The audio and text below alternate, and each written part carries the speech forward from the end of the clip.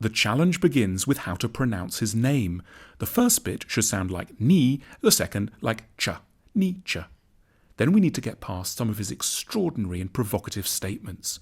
What doesn't kill me makes me stronger. God is dead, and we have killed him. And his large moustache. But when we do, we'll discover a thinker who's intermittently enchanting, wise, and very helpful. Friedrich Nietzsche was born in 1844 in a quiet village in the eastern part of Germany, where his father was the priest.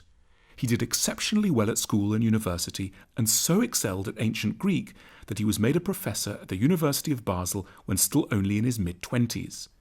But his official career didn't work out. He got fed up with his fellow academics, gave up his job, and moved to Sils Maria in the Swiss Alps, where he lived quietly, working on his masterpieces, among them The Birth of Tragedy, Human All Too Human, The Gay Science, Thus Spoke Zarathustra, Beyond Good and Evil, On the Genealogy of Morals. He had lots of problems. He didn't get on with his family. I don't like my mother, and it's painful even for me to hear my sister's voice. Women kept rejecting him. His books didn't sell. And when he was only 44, he had a mental breakdown, precipitated when he saw a horse in a Turin street being beaten by its driver, and ran over to embrace him, shouting, "I understand you." He never recovered and died 11 sad years later. But his philosophy was full of heroism and grandeur. He was a prophet of what he called Selbstüberwindung, or self-overcoming, the process by which a great-souled person, what he called an Übermensch, rises above their circumstances and difficulties to embrace whatever life throws at them. He wanted his work to teach us, as he put it, how to become who we really are. His thought centers around 4 main recommendations. 1. Own up to envy. Envy is, Nietzsche recognized, a big part of life. Yet the lingering effects of Christianity generally teach us to feel ashamed of our envious feelings. They seem an indication of evil, so we hide them from ourselves and others. Yet there's nothing wrong with envy, maintained Nietzsche, so long as we use it as a guide to what we really want. Every person who makes us envious should be seen as an indication of what we could one day become. The envy-inducing writer, tycoon, or chef is hinting at who you are capable of one day being. It's not that Nietzsche believed we always end up getting what we want. His own life had taught him this well enough. He simply insisted that we must face up to our true desires, put up a heroic fight to honor them, and only then mourn failure with solemn dignity. That is what it means to be an Übermensch. 2.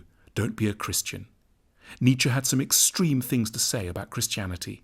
In the entire New Testament, he wrote, there is only one person worth respecting, Pilate, the Roman governor. It was knockabout stuff, but his true target was more subtle and more interesting. He resented Christianity for protecting people from their envy. Christianity had, in Nietzsche's account, emerged in the late Roman Empire, in the minds of timid slaves who'd lacked the stomach to get hold of what they really wanted, and so had clung to a philosophy that made a virtue of their cowardice. He called this Sklavenmoral. Christians, whom he rather rudely termed die Herde, the herd, had wished to enjoy the real ingredients of fulfillment, a position in the world, sex, intellectual mastery, creativity, but they'd been too inept to get them. They'd therefore fashioned a hypocritical creed, denouncing what they wanted but were too weak to fight for, while praising what they didn't want but happened to have.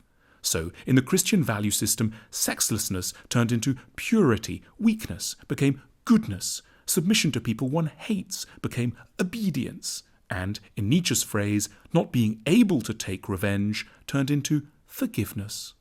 Christianity amounted to a giant machine for bitter denial.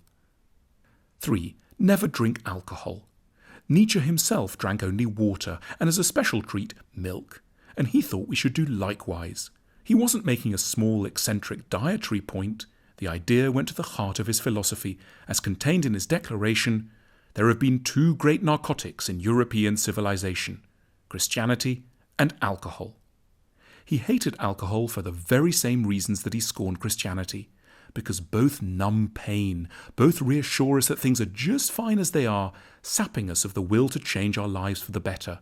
A few drinks usher in a transient feeling of satisfaction that can get fatally in the way of taking the steps necessary to improve our lives. Nietzsche was obsessed with the awkward truth that getting really valuable things done hurts. How little you know of human happiness, you comfortable people, he wrote. The secret of a fulfilled life is live dangerously, build your cities on the slopes of Mount Vesuvius. 4. God is dead. Nietzsche's dramatic assertion that God is dead is not, as it's often taken to be, some kind of a celebratory statement. Despite his reservations about Christianity, Nietzsche didn't think that the end of belief was anything to cheer about. Religious beliefs were false, he knew, but he observed that they were very, very beneficial in the sense of helping us cope with the problems of life. Nietzsche felt that the gap left by religion should ideally be filled by culture. He meant philosophy, art, music, literature. Culture should replace scripture. However, Nietzsche was deeply suspicious of the way his own era was handling culture. He believed the universities were killing the humanities, turning them into dry academic exercises, rather than using them for what they were always meant to be, guides to life. He admired the way the Greeks had used tragic drama in a practical, therapeutic way, as an occasion for catharsis and moral education, and wished his own age to be comparably ambitious. He called for a reformation in which people, newly conscious of the crisis brought on by the end of faith, would fill the gaps created by the disappearance of religion with philosophy and art. Every era faces particular psychological challenges, thought Nietzsche, and it's the task of the philosopher to identify and help solve these. For Nietzsche, the 19th century was reeling under the impact of two developments, mass democracy and atheism. The first threatened to unleash torrents of undigested envy, the second to leave humans without guidance or morality. In relation to both challenges, Nietzsche remains our endearing, fascinating, often lovable, and mustachioed guide.